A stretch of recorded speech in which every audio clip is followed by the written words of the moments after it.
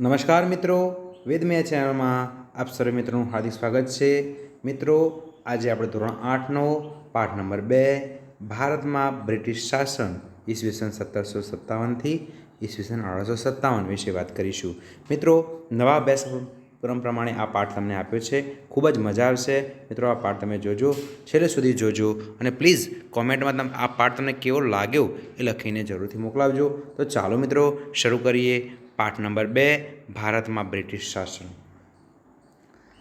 પ્લાસીના યુદ્ધ પછી મીર જાફરને હટાવીને અંગ્રેજોએ મીર કાસિમને નવાબ બનાવ્યો, પણ તેના શાસનમાં બંગાળમાં કરમુક્ત ખાનગી વેપાર કરવાની બાબતમાં અંગ્રેજોને તેની સામે વાંકવું પડ્યું। મિત્રો, તમે જોઈ શકો છો કે પ્લાસીના યુદ્ધ પછી મીર જાફરને હટાવી અને મીર કાસિમને નવાબ બનાવ્યો, પણ તેના શાસનમાં બંગાળમાં કરમુક્ત ખાનગી વેપાર કરવાની બાબતમાં અંગ્રેજો સામે તેને વાંકવું પડ્યું। આથી અંગ્રેજોએ તેની સામે યુદ્ધ કર્યું।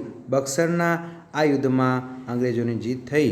ત્યારબાદ ક્લાઇવે અવધના નવાબ અને મુગલ બાદશાહ સાથે સંધિ કરી। સંધિ મુજબ અવધના નવાબે કંપનીને 50 લાખ રૂપિયા આપવાનું સ્વીકાર્યું અને મુગલ બાદશાહ શાહ આલમ બીજાને કંપની વાર્ષિક 26 લાખની ખંડણી આપે। તેના બદલામાં બંગાળ, બિહાર અને ઓડિશાની દીવાની સત્તા આપવાની હતી। 12 ઓગસ્ટ 1765માં ઈસ્ટ ઇન્ડિયા કંપનીને મુગલ બાદશાહે બંગાળની દીવાની સત્તા આપી અને અંગ્રેજોની ભારતમાં રાજકીય સત્તા શરૂ થઈ। તો મિત્રો, તમે જોઈ શકો છો કે આ રીતે ભારતમાં અંગ્રેજોએ એની રાજકીય સત્તા શરૂ કરી। હવે મિત્રો, આ વાત એ છે કે તમને જાણવી ગમશે। શું વાત છે, ચાલો આપણે જોઈએ। અંગ્રેજોએ કંપનીની આવકમાં વધારો કરવા ઈસવીસન 1772માં બંગાળમાં એક નવી વ્યવસ્થા દાખલ કરી। તો મિત્રો, તમે જોઈ શકો છો કે આવકમાં વધારો કરવા માટે ઈસવીસન 1772માં બંગાળમાં એક નવી વ્યવસ્થા દાખલ કરી હતી। કેવી વ્યવસ્થા હતી એ જોઈએ આપણે, કે જેમાં જમીન વસૂલ કરવા માટે ઇજારાદારો સાથે કરાર કરવામાં આવતા હતા। જે બોલીમાં વધુ રકમ આપે તેને મહેસૂલ ઉઘરાવવાનો ઇજારો આપવામાં આવતો હતો। આ વ્યવસ્થા ઇજારાદારો માટે દસ્તાવેજમાં ફાર્મર શબ્દનો ઉપયોગ કરવામાં આવ્યો હતો। આથી આ વ્યવસ્થા ફાર્મિંગ વ્યવસ્થાને નામે ઓળખાતી। આ વ્યવસ્થામાં ઇજારાદારોનું એકમાત્ર ધ્યેય વધુ આવક ઊભી કરવાનું હોવાથી ખેડૂતોનું શોષણ થતું હતું। જ્યારે આ પ્રથા અસહ્ય બની ત્યારે તેમાં સુધારો લાવવા માટે ભારતમાં ગવર્નર જનરલ તરીકે કોર્નવોલિસની નિમણૂક કરવામાં આવી। તો મિત્રો, તમે જોઈ શકો છો કે કઈ રીતે આ વ્યવસ્થા ચાલુ થઈ અને આ વ્યવસ્થા જ્યારે ભારૂપ બની ત્યારે ગવર્નર જનરલ તરીકે કોર્નવોલિસની નિમણૂક થઈ। મિત્રો, તમે ચિત્રમાં કોર્નવોલિસને જોઈ શકો છો। હવે મિત્રો, આપણે કાયમી જમાબંધી વિશે વાત કરીશું।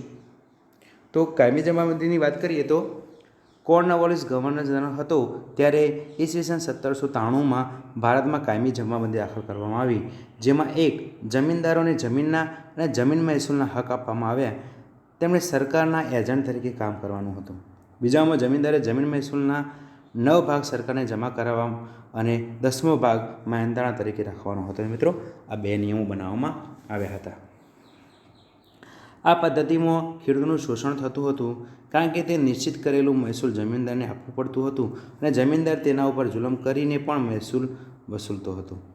જમીનદારે દર વર્ષે નિશ્ચિત કરાર મુજબ રકમ સરકારમાં જમા કરાવવી પડતી હતી। તેમ છતાં કાયમી જમાબંધી જમીનદારોની તરફદારી કરતી હતી। જોકે શરૂઆતમાં જમીનદારોએ થોડું સહન કરીને નક્કી કર્યા મુજબનું મહેસૂલ આપવું પડ્યું। જે મહેસૂલ ના ભરી શક્યો તેની જમીન જપ્ત થઈ, પણ પાછળથી જમીનદારોને જમીન ખરીદવા લાગ્યા। સરકારને ખેડૂતના વિકાસમાં રસ ન પડ્યો। પરિણામે બંગાળમાં ખેડૂતોના ઘણા વિદ્રોહો થયા અને અન્ન ભંડાર તરીકે ઓળખાતું બંગાળ કંગાળ બની। તમે જોઈ શકો છો કે બંગાળને અન્ન ભંડાર તરીકે ઓળખવામાં આવતું હતું, એ હવે બંગાળ હતું એ કંગાળ બની ગયું હતું।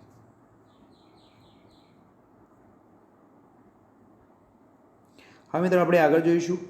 તો હવે વાત છે બીજા રૈયતવારી પદ્ધતિની। રૈયતવારી પદ્ધતિમાં શું હતું જોઈ લઈશું આપણે। 19મી સદીની શરૂઆતમાં ઈસવીસન 1820માં મુંબઈ અને મદ્રાસ પ્રાંતોમાં રૈયતવારી પદ્ધતિ લાગુ કરવામાં આવી હતી। તેના પ્રણેતા થોમસ મુનરો હતા। તે સમયે તેઓ મદ્રાસના ગવર્નર હતા. આ પદ્ધતિ જમીન ખેડનારને જમીનનો માલિક બનાવવામાં આવ્યો હતો. સરકારની શરત મુજબ ખેડૂતે જમીન મહેસૂલ ચૂકવવાનું હતું. આ પ્રથાથી જમીન માલિકી હકના કોઈ ફાયદો થતો ન હતો. તેના કારણો આ મુજબ હતા: જમીનનું વધારે પડતું મહેસૂલ. સરકાર ઈચ્છે ત્યારે જમીન મહેસૂલમાં વધારો કરવાનો હક ધરાવતી હતી. કોઈ પણ સ્થિતિમાં અનાજ ન પાકે કે નાશ પામે તો પણ રૈયત જમીન મહેસૂલ તો આપવું જ પડતું હતું. તો મિત્રો, આ વાત રૈયતવાળી પદ્ધતિ હતી. તેમાં 3 તમે જોયા કે જે જમીન વધારે બધું મહેસૂલ આપવું પડતું હતું. સરકાર ઈચ્છે ત્યારે એ મહેસૂલ વધારો કરી શકતો હતો. એ કોઈ પણ સ્થિતિમાં અનાજ ન પાકે કે નાશ પામે તો પણ રૈયત જમીને મહેસૂલ તો આપવું જ પડતું હતું. તો મિત્રો, આ 3 એના નુકસાનના પાસા હતા. હવે આગળ જોઈશું મિત્રો, મહાલવારી પદ્ધતિ. તો મહાલવારી પદ્ધતિનો અમલ ઉત્તર પશ્ચિમ પ્રાંત અને મધ્ય ભારતના કેટલાક પ્રદેશમાં થયો હતો. હોલ્ટ મેકેન્ઝી નામના અંગ્રેજ અધિકારીએ ઈસવીસન 1822માં મહાલવારી પદ્ધતિ દાખલ કરી હતી. તમે જોઈ શકો છો કે 1822માં મહાલવારી પદ્ધતિ દાખલ થઈ હતી. બ્રિટિશ મહેસૂલી દફતરમાં રેકોર્ડ ગ્રામ અથવા ગ્રામના સમૂહ માટે મહાલ શબ્દનો પ્રયોગ થતો હતો. ગામ અને ગ્રામના સમૂહ માટે મિત્રો મહાલ શબ્દ વપરાતો હતો. મહાલનો એક ગ્રામ અથવા ગ્રામનો સમૂહ હતો. આ પ્રથા અનુસાર મહેસૂલનું એક ખેડૂતનું ખેતર નહીં પણ સમગ્ર ગ્રામ કે ગામની જમીનના સમૂહનો સમાવેશ થતો હતો. તમે જોઈ શકો છો કે કોઈ ખેતરનું મહેસૂલ નહીં પણ આખા ગામના મહેસૂલનો સમાવેશ થતો હતો. આ પદ્ધતિમાં ગામનું સર્વેક્ષણ કરી ખેતર અથવા ખેતરોમાં ઉત્પાદનની આવક વગેરે ધ્યાનમાં લઈ જમીન મહેસૂલ નક્કી કરવામાં આવતું હતું. આથી આ પદ્ધતિ મહાલવારી પદ્ધતિ ઓળખાઈ. જમીન મહેસૂલ વસૂલ કરવાની જવાબદારી ગામના મુખીને સોંપવામાં આવી હતી. મિત્રો જોઈ શકો છો કે આમાં જે જમીનનો મહેસૂલ જે ઉઘરાવતો હતો એ ગામનો મુખી, અત્યારની ભાષામાં વાત કરીએ તો સરપંચ ઉઘરાવતા હતા. અંગ્રેજોએ પરંપરાથી ચાલી આવતી જમીન વ્યવસ્થામાં મૂળભૂત ફેરફારો કર્યા. પરિણામે ભારતીય ગામોની સ્થિરતા, સ્વાયત્તતા અને સાતત્યની છિન્ન ભિન્ન થયા હતા. મિત્રો, અંગ્રેજોએ જે ભારતમાં જે પરંપરા ચાલી આવતી હતી એમાં મૂળભૂત ફેરફારો કર્યા. પરિણામે ગામોની સ્થિરતા, સ્વાયત્તતા અને સાતત્ય છિન્ન ભિન્ન થયા હતા. મિત્રો, આ વાત છે તમને જાણવી ગમશે. કઈ વાત છે ચાલો જોઈએ. ઈસવીસન 1665માં બંગાળમાં દીવાની સત્તા પ્રાપ્ત કર્યા પછી કંપનીએ તેના કર્મચારીઓ પાસે બંગાળની વાર્ષિક ઉપજની માહિતી એકઠી કરાવી. કારણ કે બ્રિટન માટે બંગાળનું મૂલ્ય યુરોપમાં નિકાસ માટે ખેત પેદાશો આપનારું ક્ષેત્ર હતું. આથી ખેત પેદાશો ઉપર પકડ જમાઈ. મિત્રો જોઈ શકો છો કે તમે એમને વાર્ષિક ઉપજ કેટલી છે એ નક્કી કરીને માહિતી એકઠી કરી. કારણ કે બ્રિટન માટે બંગાળનું મૂલ્ય યુરોપમાં નિકાસ માટે ખેત પેદાશ આપનારું ક્ષેત્ર હતું માટે. હવે આ મિત્રો, આ વિષય તમે ચર્ચા પણ કરજો. આપણે કઈ કઈ ખેત પેદાશોમાં વિદેશમાં નિકાસ કરીએ છીએ ને કઈ કઈ આયાત કરીએ છીએ, શા માટે? નિકાસ એટલે મિત્રો મોકલીએ છીએ ને કઈ વસ્તુની આપણે જરૂર પડે છે એ તમારે ચર્ચા કરવાની છે.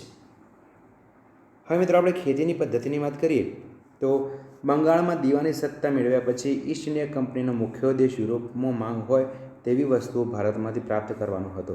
આથી તેણે બંગાળ, બિહાર અને ઓડિશા જેવા તે સમયના સમૃદ્ધ પ્રદેશો પર પોતાની સત્તા સ્થાપી. કંપની ભારતના ખેત પેદાશોના ખરીદ વેચાણના બજારો ઉપર પોતાના ઇજારો સ્થાપવા માગતી હતી. ઇંગ્લેન્ડમાં નિકાસ કરવાની જે જરૂરી વસ્તુઓ હતી તેમાં ખેત પેદાશો મુખ્ય હતી. આથી કંપનીએ ભારતમાં ખેતીનું પોતાનું મરજી મુજબ વેપારીકરણ કરવા પ્રયાસ કર્યા. આ પાકોમાં મુખ્યત્વે ગળી, કપાસ, કાચું રેશમ, અફીણ અને મરીનો સમાવેશ થતો હતો. આ ખેત પેદાશોનું કંપની શાસન હેઠળ વેપારીકરણ થતાં તેની કેવી સ્થિતિ થઈ તેના વિશે જોઈએ. તો મિત્રો, બંગાળના ગ્રામ્ય બજારનું એક દ્રશ્ય છે. મિત્રો, ગ્રામનું બજાર તે તમે જોઈ શકો છો. ગ્રામ્ય બજાર કેવું હતું એનું ચિત્ર તમે જોઈ શકો છો. હવે આપણે આગળ વાત કરીએ. સૌથી પહેલાં જે ખેત પેદાશોમાં છે એમાં આપણે કાચું રેશમની વાત કરીએ તો 18મી સદીના સમયગાળા દરમિયાન ઇંગ્લેન્ડમાં કાચું રેશમ સ્પેન અને ઇટાલીમાંથી આવતું હતું. જો બંગાળમાં થતું રેશમ હાથમાં આવી જાય તો બ્રિટનને સ્પેન અને ઇટાલી ઉપર નિર્ભર ના રહેવું પડે. આથી કંપનીએ ગમે તેમ કરીને ખેડૂતો પર જુલમ ગુજારી પણ 19મી સદીના અંત સુધીમાં ભારતમાંથી નિકાસદાર રેશમ પર પોતાની સત્તા સ્થાપી દીધી. હવે મિત્રો, તમારે પ્રવૃત્તિ પ્રમાણે છે દુનિયાના નકશાની મદદથી કેરેબિયન દેશોના સ્થાન શોધવાના છે. કેરેબિયન દેશોના સ્થાન તમારે નકશાની મદદથી શોધવાના છે. હવે મિત્રો, આપણે ગળીની વાત કરીએ તો ગળી એ રંગકામમાં વપરાતું દ્રવ્ય હતું. તેનો છોડ ગરમ પ્રદેશોમાં થાય છે તેની મોટી માંગ હતી. કાપડ ઉપર ભારતની ગળીનો રંગ ચમકતો હોય તે રીતે ઉપસતો હતો. આવો રંગ અન્ય ગળીથી ઉપસતો ન હતો. તેનો ઉપયોગ સુતરાઉ કાપડને રંગવામાં થતો હતો. ઈસવીસન 1790 સુધી યુરોપીય દેશોમાં ગળીનો પુરવઠો કેરેબિયન દેશોથી મેળવતા હતા, પરંતુ તેનું ઉત્પાદન ઘટવાથી ભારતીય ગળીની માંગ વધવા લાગી હતી. આથી અંગ્રેજોએ ભારતમાં પોતાની હકૂમત હેઠળના પ્રદેશોમાં યુરોપિયનોને વસાવી ગળીનું ઉત્પાદન વધારવા લાગ્યા. ભારતમાં ગળીના ઉત્પાદનની બે પ્રથા હતી, એક નીજ અને રૈયતી. ગળીના ઉત્પાદનની બે પ્રથા હતી મિત્રો, હતી નીજ અને બીજી હતી રૈયતી. તો એમાં શું છે આપણે જોઈએ તો નીજ પ્રથામાં ઉત્પાદકો પોતાના જ હળ, બળદ તથા ઓજારોના ઉપયોગ કરીને ખેતી કરતા હતા. છોડ તૈયાર થાય ત્યારે કાપીને કાચો માલ કારખાનામાં પહોંચાડવામાં આવતો હતો. જ્યારે રૈયતી પ્રથામાં ખેડૂત પોતાની જમીન ઉપર ગળીનું વાવેતર કરતો, તે તૈયાર થાય ત્યારે બાંધ્યા ભાવે કારખાનાદારને વેચતો. આ પદ્ધતિમાં કારખાનાદારને ખેડૂતને લોન દેતો હતો. તો મિત્રો આ વાત આપણે કરીએ છીએ. તો અમે ચર્ચા કરવાની છે તમારે. તો શું ચર્ચા છે આપણે જોઈશું કે તમારા વિસ્તારમાં થતા એક રોકડિયા પાક બજારમાં વેચવામાં આવતો હોય તેવો પાક વિશે માહિતી મેળવો. ખેતી, વેચાણ, ઉપયોગ, નિકાસ વગેરે બાબતોની વિશે ચર્ચા કરી. મિત્રો અહીં જે રોકડિયા પાક છે એમાં તમે એરંડા જેવા પાકોનો સમાવેશ કરી શકો છો. અહીં મિત્રો તમે જોઈ શકો છો કે સરસ મજાનું અહીં ગળીના કારખાનામાં લઈ જતા નીલ છોડનું એક દ્રશ્ય છે અને સાથે સાથે ગળીના ખેતર પાસે કારખાનાનું એક દ્રશ્ય પણ તમે જોઈ શકો છો મિત્રો. હવે આગળ જોઈએ તો ઉત્પાદન આ પ્રથાથી થતું હતું, કારણ કે ગળીના ઉત્પાદકોએ એ વધુ લાભદાયક હતું. એક તો તેના ભાવ નીચા બાંધવામાં આવતા અને ખેડૂતને તેનું વાવેતર કરવા મજબૂર કરવામાં આવતો હતો. જો કોઈ ખેડૂત ઇનકાર કરે તો તેના ઉપર જુલમ ગુજારવામાં આવતો હતો. તેના પાકનો નાશ કરવામાં આવતો હતો. ખેડૂતો પર ઉત્પાદકોની ધાક જાળવી રાખવા કંપનીએ મળતિયાઓ અને અનેક પ્રકારની ગેરરીતિઓ આચરતા હતા. ખોટા હિસાબો રાખતા તેમજ ખેડૂતો પાસે ફરજિયાત વાવેતર કરાવતા હતા. મિત્રો ખેડૂતોને વાવેતર ના કરવું પડતું હોય તો પણ વાવેતર કરવું પડતું હતું. કંપનીના શાસકો, તેના અમલદારો, ગળીના ઉત્પાદકો એકબીજા સાથે મળેલા હતા, એટલે ખેડૂતોની કોઈ જ ફરિયાદ સાંભળવામાં આવતી ન હતી. આ અસંતોષને કારણે ઈસવીસન 1859થી 60માં વ્યાપક પ્રમાણમાં ગળીના રમખાણો પણ થયા. મિત્રો ગળી માટે રમખાણો પણ થયા હતા. આગળ મિત્રો વાત કરીએ તો કપાસની વાત કરીશું. તો જેમ ગળી એ પૂર્વ ભારતનો મહત્ત્વનો વેપારી રોકડો પાક છે, તેમ કપાસ એ પશ્ચિમ ભારતનો મહત્ત્વનો વેપારી પાક છે. ઈસવીસન 1780ના દાયકામાં ઈસ્ટ ઇન્ડિયા કંપની તથા તેના કૃપાપાત્ર જેટલાક વેપારીઓનો ચીન સહિતના ભારતના રૂ ઉત્પાદન કરતા પ્રદેશો ઉપર અંકુશ હતો. કંપની ખેડૂતોને તે વખતે બજાર ભાવ કરતાં ઓછા ભાવે કપાસ વેચવા પર ફરજ પાડતી હતી. ખેડૂતોને કપાસના યોગ્ય ભાવ ન મળવાથી તેઓ પાયમાલ થવા લાગ્યા હતા. તો ખેડૂતોને યોગ્ય ભાવ નહોતા મળતા, તે ખેડૂતો પાયમાલ પણ થવા લાગ્યા હતા. આ સિવાય તે સમયે ભારતમાં શેરડી, ચા, અફીણ, મરી, ગરમ મસાલા પણ મહત્ત્વના વેપારી પાકો હતા. અંગ્રેજોએ આ પાકોમાં નીચા ભાવે ખરીદવા પોતાની રાજકીય સત્તાનો દુરુપયોગ કરતા હતા. ખેડૂતોને વેપાર માટે અગાઉથી ધિરાણ આપવામાં આવતું હતું. મિત્રો તમે જોઈ શકો છો કે અંગ્રેજો આ પાકોને નીચા ભાવે ખરીદવા પોતાની રાજકીય સત્તાનો દુરુપયોગ પણ કરતા હતા અને ખેડૂતોને વાવેતર માટે અગાઉથી ધિરાણ આપવામાં આવતું હતું. ખેડૂતો દેવાદાર બન્યા પછી તેમની પાસેથી નીચા ભાવે વેપારી પાકો ખરીદવામાં આવતા હતા. આથી વેપારીઓને ભારે નફો મળતો હતો અને ખેડૂતો વધુને વધુ ગરીબ બનતા હતા. આમ ભારતમાં વેપારી પાકોને ખરીદ વેચાણ કંપનીનો પ્રભાવ હતો. ભારતના કાચા માલને કારણે ઇંગ્લેન્ડના ઉદ્યોગો સમૃદ્ધ બનતા હતા. આથી કંપની ભારતમાં વેપારી પાકો ઉપર પોતાની સત્તા સ્થાપવા માગતી હતી, જેના કારણે ખેડૂતો મોટી સંખ્યામાં જમીન વિહોણા ખેત મજૂરો બની ગયા હતા. મિત્રો આ વાત છે વેપારની. હવે મિત્રો જનજાતિઓની સ્થિતિ શું હતી? જનજાતિની સ્થિતિ આપણે જાણીશું મિત્રો. તો અંગ્રેજોની વેપારી શોષણ નીતિને કારણે પ્રદેશમાં ખેડૂતો અને જનજાતિ પ્રજાએ બળવા કર્યા. આ બળવા શા માટે થયા અને આ સમયે જનજાતિની સ્થિતિ કેવી હતી તેના વિશે જોઈએ.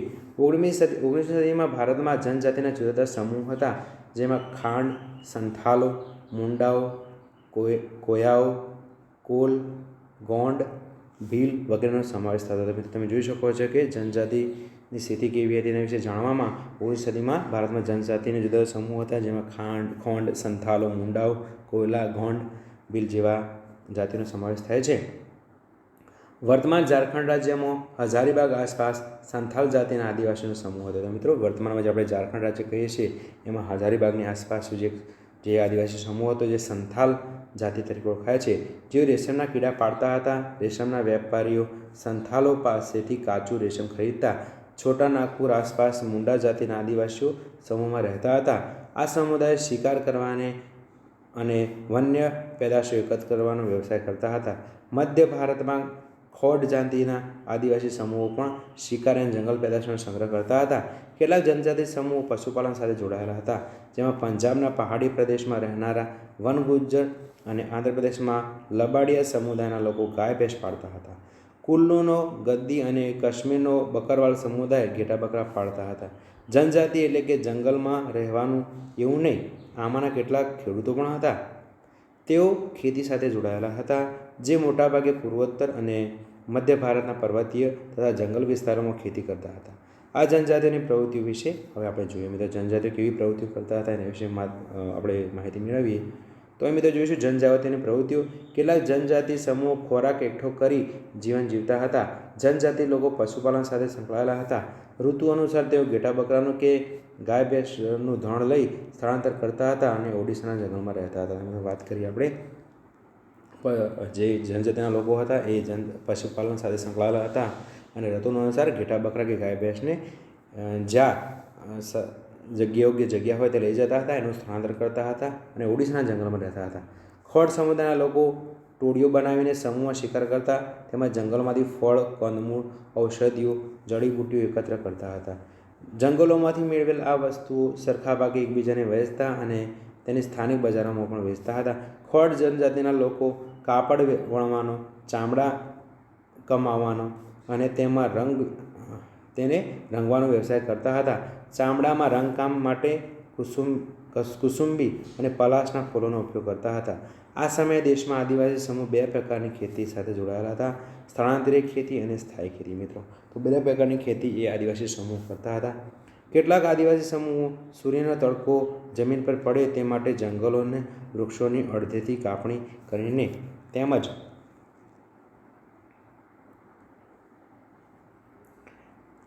જમીન પર ઘાસ કાપીને ખેતી માટેની જમીન ખુલ્લી કરતા હતા. જે વૃક્ષો અને ઘાસની કાપણી કરી હતી તેને સળગાવી તેની રાખને જમીનમાં પાથરી. રાખમાં પોટાશ હોવાથી જમીન ફળદ્રુપ બનતી. એક વખત પાક ઉગાડ્યા પછી તેઓ ત્યાંથી બીજી જગ્યાએ સ્થળાંતર કરતા. એટલે બીજી જગ્યાએ આ રીતે ફરીથી તેઓ ખેતી કરતા. આથી તેમને સ્થળાંતરીય ખેતી કહેવામાં આવતી. મિત્રો તમે જોઈ શકો છો કે એક જગ્યાએ એ બધું સાફ કરીને ખેતી કરતા હતા. ત્યાં રાખ જે કચરો બાળીને રાખ મળી એને દબાવતા હતા, ત્યાં ખેતી કરતા હતા અને પાછી બીજી જગ્યાએ ખેતી કરવા જતા હતા. 19મી સદી પહેલાં જનજાતિઓના સમૂહ સ્થાયી ખેતી કરવા લાગ્યા. આથી એમને જમીનના અધિકારો પણ મળ્યા હતા, જેમાં છોટા નાગપુરના મુંડાઓ તેમજ ગોંડ અને સંથાલનો સમાવેશ થાય છે. હવે મિત્રો આપણે આટલું જાણી લઈએ. સૌથી પહેલાં તો કોયા ચળવળ ઈસવીસન 1879 દરમિયાન હાલના આંધ્રપ્રદેશના પૂર્વમાં ગોદાવરી વિસ્તારમાં કોયા બળવો થયો હતો. ઓડિશાના કોરપુર અને માલકણગિરી જિલ્લામાં પણ આ બળવાની અસર હતી. કોયા જનજાતિ સમુદાયના નેતા કોંડા ડોરા હતા. આદિવાસીઓના જંગલ પરના પરંપરાગત હક્કો માટે આ ચળવળ હતી. કોયાઓએ બિરસા મુંડાની જેમ કોંડીડોરનું માલકણગિરીના રાજા તરીકે બહુમાન કરતા. પોલીસ સાથેની અથડામણમાં તેમનું અવસાન થવાથી આ ચળવળ ભાંગી પડી હતી. તો હવે મિત્રો વાત કરીએ ઈસ્ટ ઇન્ડિયા કંપનીને જનજાતિનો વિકાસ ભયરૂપ લાગતા તેને જનજાતિ સમુદાયને મુખિયાની સત્તા ઉપર કાપ મૂક્યો. આ મુખિયાઓ કંપનીના નિયમોનું પાલન કરવું પડતું હતું.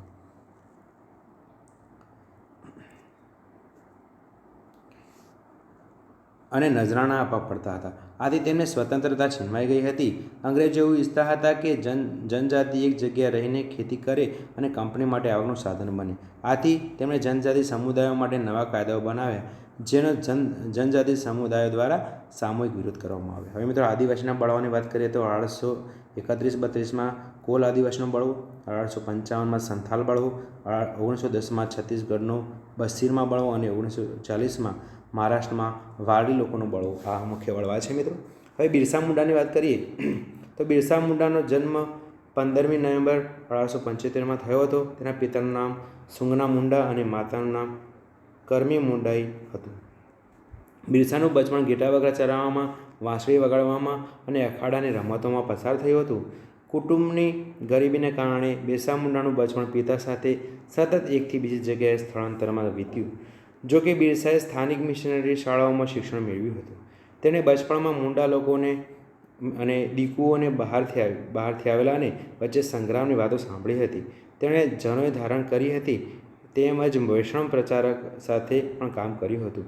યુવાન વયે તેઓ જનજાતિ સમાજના ઉત્કર્ષમાં કાયમી લાગી ગયા હતા. હવે મિત્રો તમે બિરસા મુંડા જે આપણે વાત કરી એમનું એ સરસ મજાનું એક ચિત્ર જોઈ શકો છો. હવે ઉલ ગુલાન ચળવળ અને બિરસા મુંડા. તો અંગ્રેજ સત્તાના હિમાયતી શાહુકાર જાગીરદાર જમીનદાર દ્વારા આદિવાસીનું શોષણ ચરમસીમા પર પહોંચી ગયું હતું. જે વાતની ઊંડી અસર બિરસા પર થઈ હતી, જેના વિરોધમાં ઈસવીસન 1895માં વ્યાપક આંદોલન ઉલ ગુલાનનું નેતૃત્વ બિરસા મુંડાએ લીધું હતું. દક્ષિણ બિહારમાં છોટા નાગપુર વિસ્તારમાં લગભગ 400 ચોરસ માઇલના વિસ્તારમાં આ ચળવળનો પ્રભાવ હતો. મુંડાઓનો એવો દાવો હતો કે છોટા નાગપુર તેમનું છે, કંપની તેના પરંપરાગત હકોનું ધોરણ કરે છે અને ફરજિયાત વેઠ કરાવે છે. તો મિત્રો તમે જોઈ શકો છો કે એ વખતે શું પરિસ્થિતિ હતી. આગળ જોઈએ મિત્રો તો બિરસા મુંડાના જન આંદોલનમાં જનજાતિને તેને હાકલ કરી કે દારૂ પીવાનું છોડી દેવું, ઘર અને ગામની સફાઈ રાખવી, ડાકણ જાદુ કળામાંથી વિશ્વાસ ન રાખવો. તેણે મુંડાને પોતાનો ગૌરવપૂર્ણ ભૂતકાળ પ્રમાણે જીવન જીવવાની હાકલ કરી અને એક જગ્યાએ રહીને ખેતી કરવા જણાવ્યું. બિરસા મુંડાની દરેક વાત મુંડા સમુદાય સારી રીતે અનુસરતો હતો. અંગ્રેજોને બિરસાના આંદોલનનો ભય લાગ્યો. જનજાતિને બિરસા મુંડાના નેતૃત્વ મુંડારાજ સ્થાપિત કરવા ઈચ્છતી હતી. જ્યારે આંદોલન ફેલાયું ત્યારે અંગ્રેજોએ રાજવહીવટને અડચણરૂપ બનવાનો ખોટો આરોપ મૂકી બિરસા મુંડાની ધરપકડ ઈસવીસન 1895માં કરવામાં આવી હતી. તો મિત્રો એ ધરપકડ કરવામાં આવી અને હવે આગળ જોઈશું મિત્રો. તો 2 વર્ષ બાદ 1897માં બિરસા મુંડા જેલમાં મુક્ત થયા. તે ફરીથી જનજાગૃતિ ચળવળમાં લાગી ગયા. તેમણે દીકુ અને યુરોપિયનો સાથે સફેદ ઝંડાવાળું બિરસારાજ અને ચળવળ મજબૂત બનાવી હતી. ઈસવીસન 1900માં બિરસા મુંડાનું અવસાન થયું હતું. બિરસા મુંડાની ચળવળ મંદ પડી અને અંગ્રેજો માટે સામ્રાજ્ય વિસ્તારવાનું મોકળું મેદાન મળી ગયું. મિત્રો હવે આપણે જાણવું ગમશેમાં પણ વાત કરી દઈએ તો બિરસા મુંડાની ચળવળની વાત કરીએ. બિરસા મુંડાની ચળવળમાં એક આદર્શ કલ્પના હતી. તેઓ સમુદાયના લોકોને અંદરના અને યુરોપના શોષણખોરોને મુક્ત કરવા માગતા હતા. અત્યાચાર સામે મુંડાએ અજય બનાવવા હતા.